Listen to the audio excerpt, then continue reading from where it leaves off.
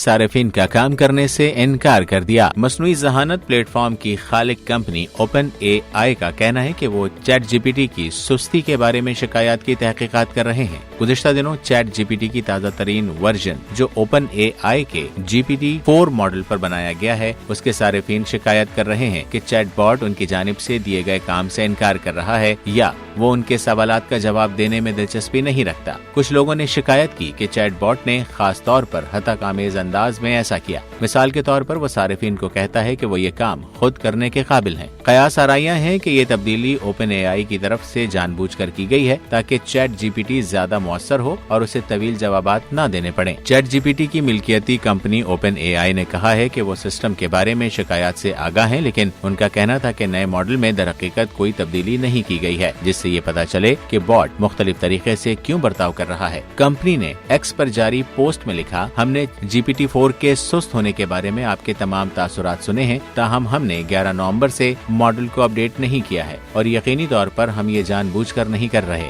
Model کا رویہ غیر متوقع ہو سکتا ہے اور ہم اسے ٹھیک کرنے کی کوشش کر رہے ہیں۔